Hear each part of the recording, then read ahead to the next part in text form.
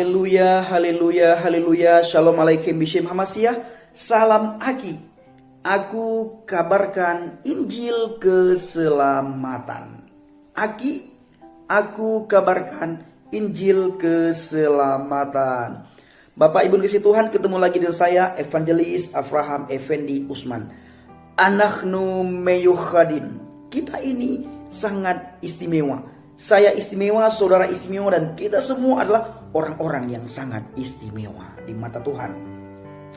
Bapak Ibu, kali ini kita akan bikin video yang saya kasih judul Isa Al-Masih terkemuka di dunia dan di akhirat. Nah, video ini Bapak Ibu kita tujukan kepada para mu'alaf supaya mereka mengcounter video kita dengan lemah lembut, mengcounter video kita dengan sopan santun, dan mengcounter video kita dengan disertai data-data yang baik, data-data yang benar, bukan menurut pikiran dan penjelasan mereka, tetapi disertai dengan ayat. Ketika mereka mengcounter, ini ayatnya berkata begini, bukan seperti yang kamu bacakan itu. Nah, ini yang saya senangi.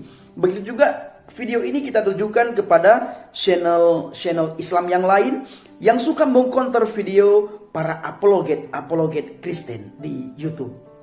Nah, Bapak Ibu dikasih Tuhan, langsung saja kita masuk ke pokok pembahasan. Isa Al-Masih terkemuka di dunia dan di akhirat. Nah, ini kenapa? Kenapa Isa Al-Masih terkemuka di dunia dan di akhirat?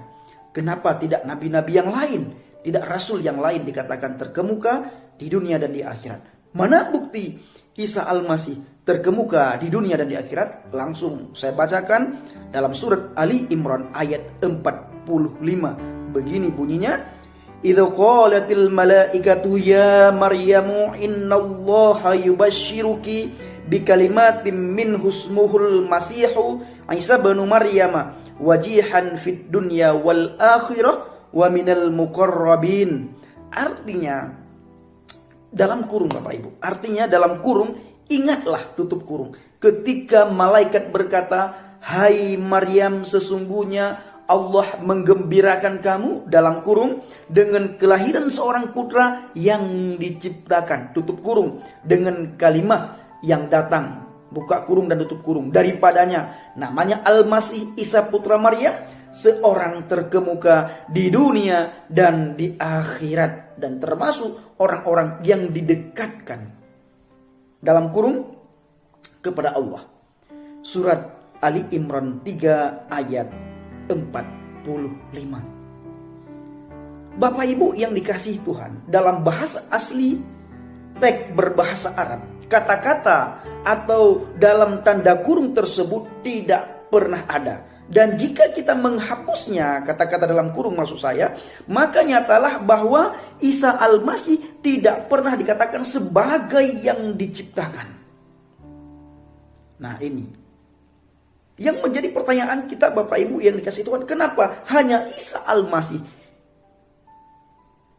disebut sebagai kalimat Tuhan atau kalimatullah? Kenapa tidak nabi dan rasul yang lain yang dikatakan kalimatullah atau kalimat Tuhan? Nah, hanya Isa Al-Masih yang disebut sebagai kalimat Tuhan atau kalimatullah. Gelar ini Bapak Ibu tidak mungkin diberikan kepada orang lain, bahkan nabi sekalipun. Maka tidak pernah dalam sejarah dikatakan bahwa Nabi Ayub, Nabi Musa, Nabi Yahya, Nabi Zakaria, Nabi Ilyas, Nabi Ilyasa, Nabi Sulaiman, nabi-nabi manapun selain Nabi Isa Al-Masih diberikan gelar kalimatullah atau kalimahnya Tuhan.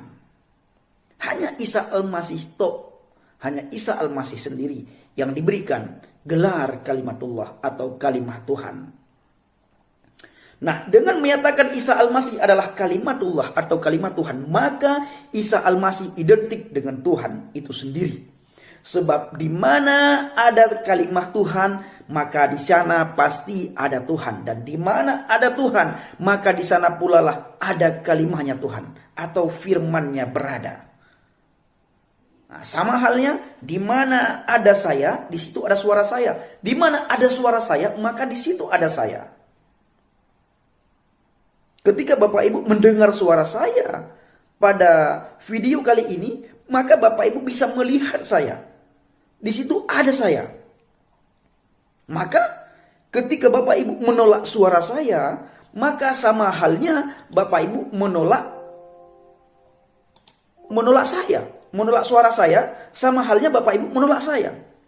Nah, ketika Bapak Ibu menolak saya, maka Bapak Ibu sama halnya dengan menolak suara saya. Bisa ada Bapak Ibu pahami? Nah, sekarang saya baca sekali lagi ya. Saya terangkan sekali lagi. Dengan menyatakan Isa Al-Masih adalah kalimatullah, maka Isa Al-Masih identik dengan Tuhan itu sendiri. Sebab di mana ada kalimat Tuhan, di situ ada Tuhan. Dan di mana ada Tuhan, maka di sana pula lah kalimahnya atau firmannya berada. Di mana ada saya, di situ ada suara saya. Dan di mana ada suara saya, di situ ada saya. Dan ketika saudara menolak saya, maka saudara menolak suara saya. Dan ketika saudara menolak suara saya, maka sama halnya saudara menolak saya. Nah, apakah ada kemungkinan di mana satu waktu Tuhan tidak dapat berkata-kata karena kalimahnya belum ada? Tentu tidak pernah Bapak Ibu. Karena pada hakikatnya kalimat Tuhan sama kekalnya dengan Tuhan itu sendiri. Sehingga sama-sama tidak mungkin pernah ada secara terpisah.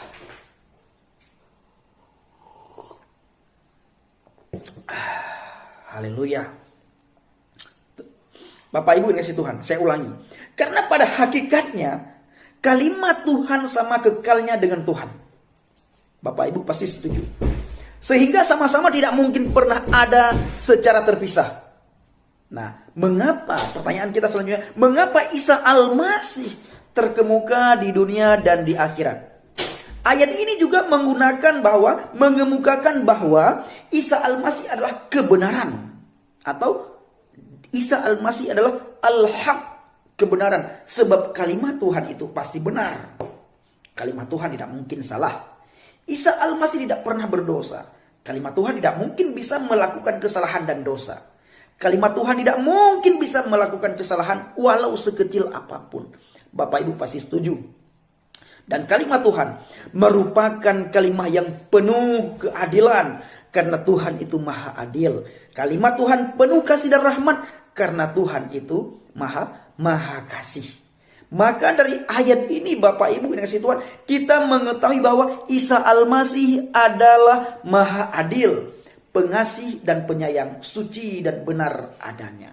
Sebab itu, tidaklah berlebihan jika dikatakan Isa Al-Masih adalah yang terkemuka di dunia dan di akhirat. Sekarang kita melihat pengertian terkemuka itu apa sih? Kamus Besar Berbahasa Indonesia KBBI menyatakan kata terkemuka mengandung arti terpandang. Sebagai disegani karena kedudukan, terpandang karena disegani kedudukan, terpandang karena kekayaan, atau terpandang karena kepandaiannya. Atau terkenal, itu makna terkemuka. Paling baik, itu juga makna terkemuka. Unggul, dan sebagainya. Nah, sekarang kita melihat Bapak Ibu, manusia ini mungkin saja menjadi terkemuka. Saya ulangi, manusia ini mungkin saja bisa jadi terkemuka di dunia, tapi tidak terkemuka di akhirat. Itu tidak Bapak Ibu. Tidak ada satu manusia pun yang terkemuka di akhirat kecuali atau selain Isa Al-Masih. Tidak nabi yang lain terkemuka di akhirat.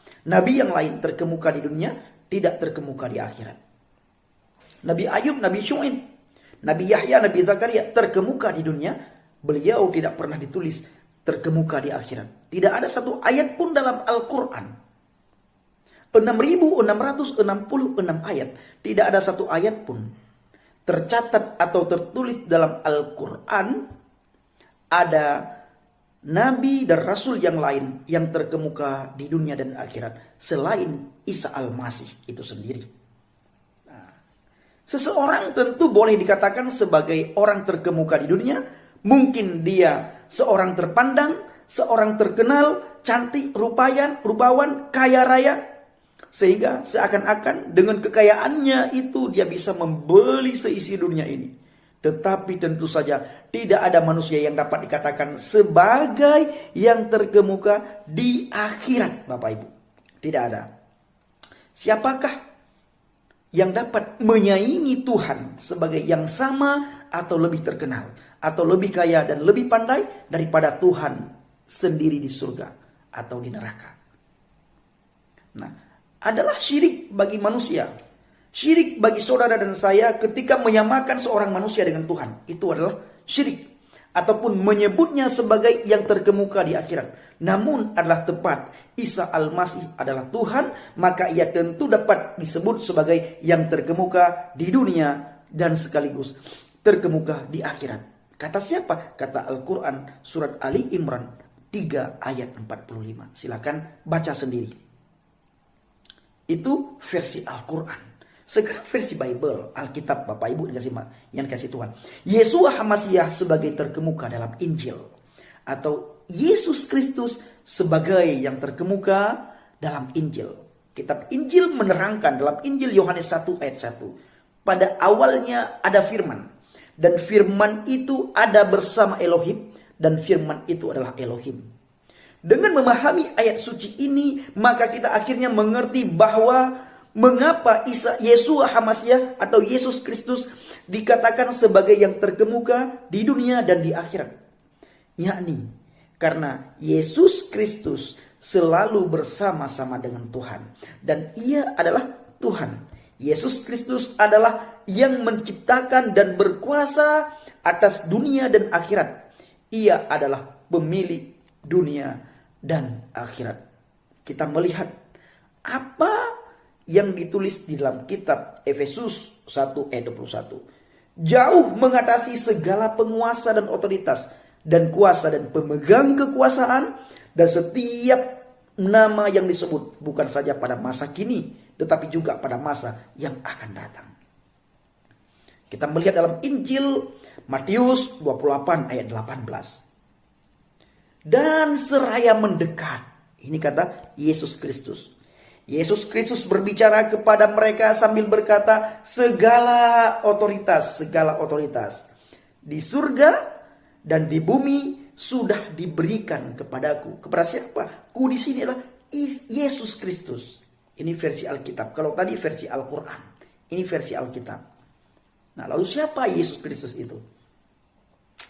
Kedua ayat ini menjelaskan Bapak Ibu bahwa Yesus Kristus sungguh benar-benar seorang yang terkemuka dan berkuasa di dunia dan di akhirat.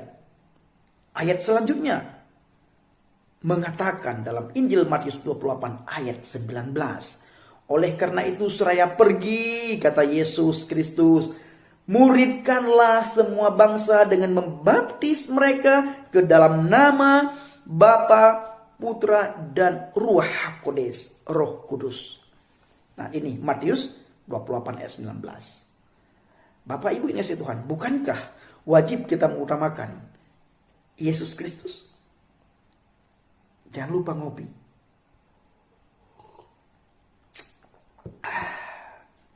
Bapak Ibu yang kasih Tuhan, jika kita ingin hidup berkenan kepada Tuhan, maka kita wajib mengutamakan siapa yang diutamakan Tuhan di dunia ini dan juga di akhirat.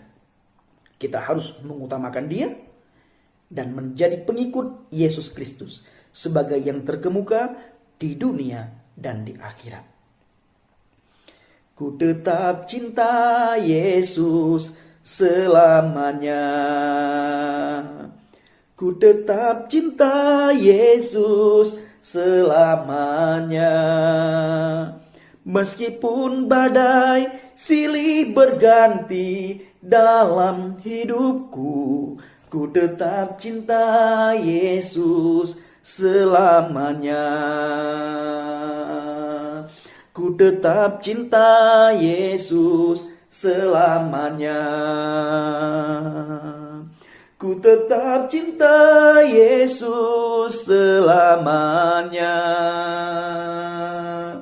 Meskipun badai silih berganti dalam hidupku, ku tetap cinta Yesus selamanya. Haleluya. Kita tetap mencintai Yesus Kristus selamanya. Karena dia adalah satu-satunya manusia yang terkemuka di dunia dan di akhirat.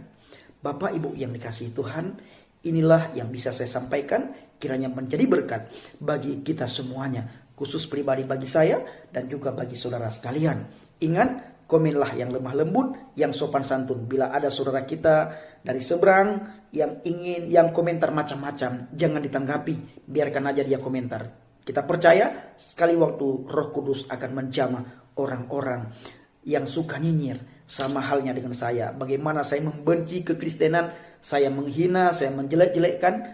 Toh sekali waktu hati saya terbuka, Tuhan masuk dan saya membuka pintu hati saya dan saya menerima keselamatan. Karena keselamatan itu hanya ada di dalam pribadi manusia yang terkemuka di dunia dan di akhirat, yaitu Yeshua HaMashiach, Yesus Kristus. Doa saya kiranya Bapak Ibu terhindar dari segala mara bahaya, celaka, maut, musibah, maupun dari niat-niat orang yang ingin berbuat jahat, dari sakit penyakit maupun dari virus yang lagi melanda bangsa dan negara kita, virus corona. Saya percaya apapun yang Bapak Ibu lakukan dan kerjakan di dalam nama Yesus Kristus, usaha semuanya lancar.